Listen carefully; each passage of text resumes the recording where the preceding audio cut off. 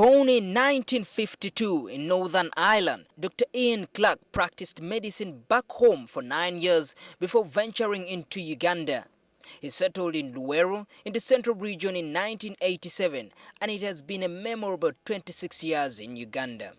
So why did a young Irish professional leave the comfort of home and a much more developed economy in preference for a third world country just emerging from a 5-year guerrilla war? I think in terms of job satisfaction, Morris, I didn't feel particularly fulfilled. Then I heard about Uganda at that time was going through the AIDS epidemic. I think that was the need, and then the match of my skills to that need were one of the things that motivated me to come to Uganda. Dr. Clarke is now a father of 4 grown-up children who have given him 3 grandchildren. He has been married for 38 years now. He humbly began his medical entrepreneur journey over a decade ago. And then started a small clinic in what is now called Watoto Church Building. Is that clinic still there? It's IMC Watoto. And then slowly built up over the next 15 years. You know, I mean, that's the thing. I'm quite old, actually. It was from those humble beginnings that Dr. Clarke set up International Hospital Kampala. IHK is now one of the leading health service providers in the country. So when we were then doing reasonably well with the HMO and with the couple of clinics and the small hospital, then I said, no, let me build a purpose-built hospital. So that's when I acquired the site for this and I started to build. So we built up International Hospital. IHK is supported by International Health Foundation that also runs the charity arm of Dr. Clarke's concerns. IHK works alongside smaller clinics, International Medical Center and health insurance provider International Air Ambulance. I realized that in fact the best way to make medical services available to people was through, I'll not call it insurance because it's not strictly speaking insurance, but through a membership. You know, so we started then IAA healthcare. But how are we going to treat the poor people? You know, we can't just, we still got staff to pay, we don't get any government grants or anything. So we said, let's start a foundation, let's try and raise some money, let's put money, let's discount prices in the hospital and so on.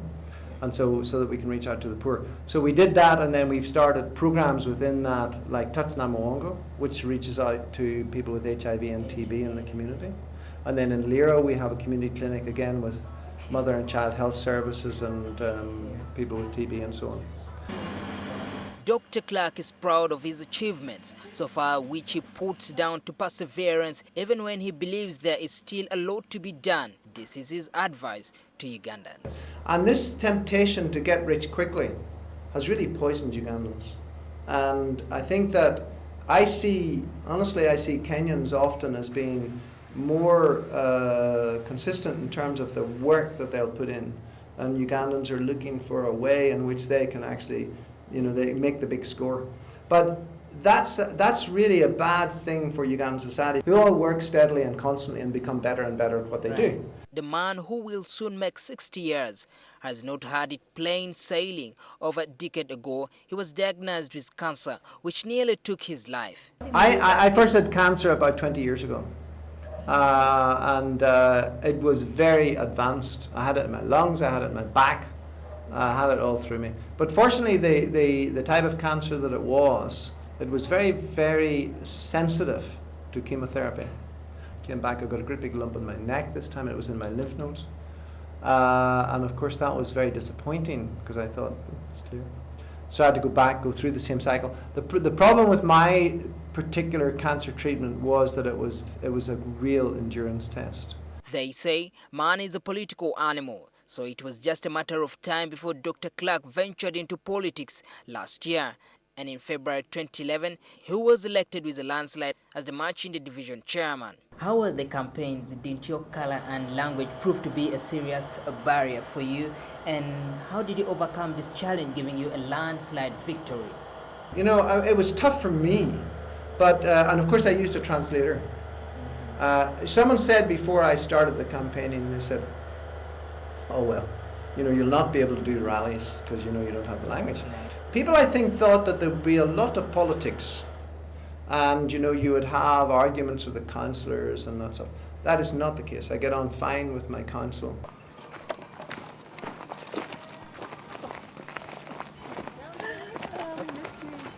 On the campaign scene, Dr. Clarke's supporters used his local name, Busurwa. He says this boosted his local touch and ultimately gave political mileage in some ways. In the election campaign, and I said to someone, "Oh, I have a Luganda name." They're like, "What?" I said, "Yeah, it's Busurwa." "Oh, Busurwa." This family doctor takes his life as seasons and describes his life as a journey of seasons. I'm in the season when I can talk to young people. Right. The season when I can mentor people. I can use the experience I've had to help them. So will he stand again in 2016 to keep serving as Machindia Division Chairman? So I don't see myself coming back in 2016 into this particular position, but I don't know what I would do beyond that. I see at the moment the wrangles between the Lord Mayor and the Executive Director as very fruitless. Very, very fruitless. Besides his work at IHK and as local council chairman, Dr. Clarke writes a weekly column in a Sunday paper. He also authored a book entitled How Deep is Pothole? I think that you should always encourage our children and our young people to write. I've always scribbled. Writing, I think, as far as the New Vision is concerned, has been cathartic. An ordinary Ugandan would think Dr. Clarke is a privileged Muzungu who has had it easy in Uganda, but the proprietor of one of Uganda's leading hospitals says he has worked hard in the local environment for all he has now. Maurice Ochol, NTV.